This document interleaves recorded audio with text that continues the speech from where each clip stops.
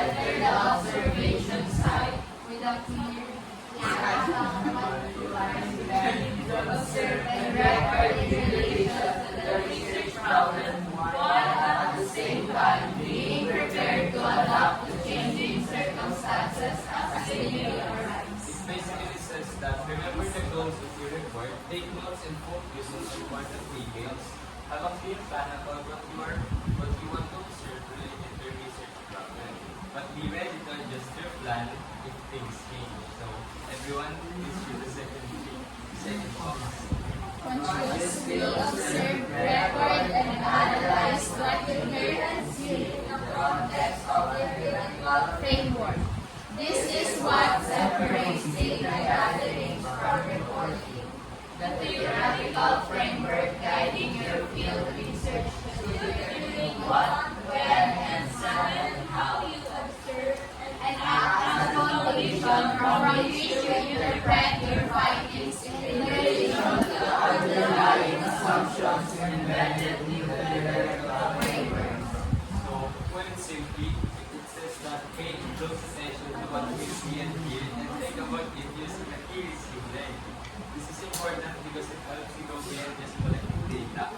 Hearing warnings will guide you on what to observe, when to do it, and how to understand what you find based on the ideas behind that. So, the third report is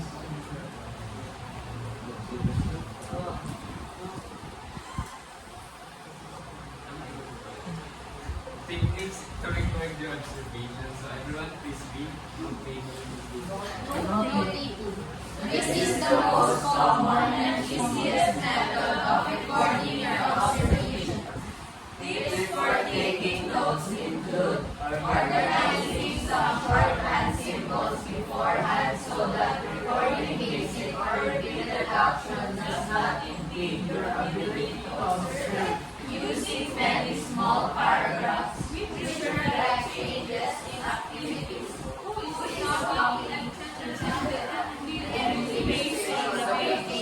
can write down additional thoughts and ideas about what's being observed.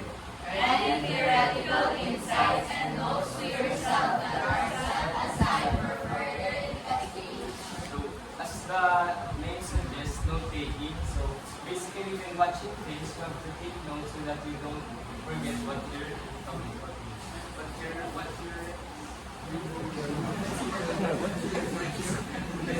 The second technique is photography. So, everyone sees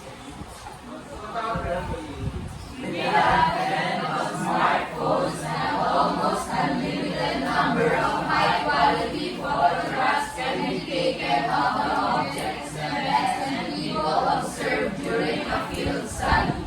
Photographs can help capture an important moment in time as well as document details about the space where your observation takes place.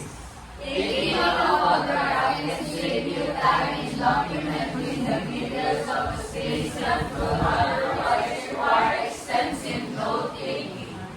So basically, it says that what this technique is needed when you don't want to use your notes or the topic that you're going to take notes is too extensive. So that is when that's used.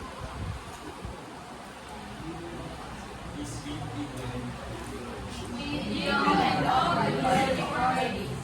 Video or audio recording from observation has the positive effect of giving you an unfiltered record of the observation event.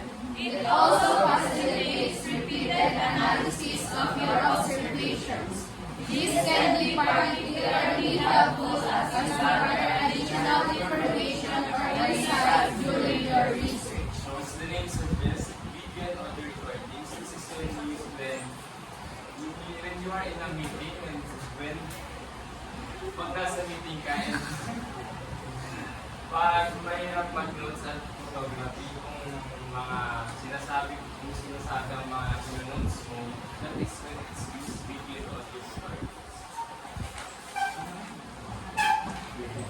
Everyone is Illustrations. These does not refer to an artistic endeavor, but rather refers to the possible need, for example, to draw out of observation, studying or illustrating objects in relation to people. So that is the last technique in reporting field report. When you write field report,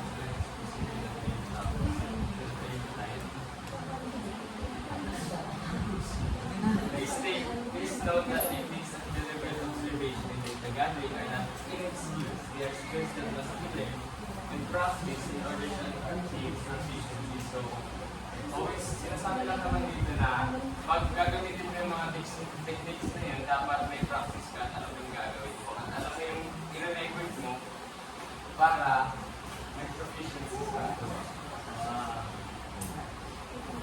The third type is scientific report. Everyone please read. Scientific reports. They are common in all the sciences and social sciences. These reports use a standard scientific report format describing methods, results, and conclusions to report upon an empirical investigation. The purpose of the science report is to clearly communicate your key message about why your scientific findings are meaningful. In order to do this, you need to explain why you are testing a hypothesis, what methodology you use, what you found, and why your findings are meaningful. This requires a clear link between your introduction and your analysis discussion. So in science report, the main goal of a science report is to explain why your findings are important. To do this, you need to say why you are testing a specific idea or hypothesis, how you did your research and what you found, and why those findings matter. It's important to connect your introduction, the results, and discussions. So that is the last type of report. So may I call on Jake and Dominican?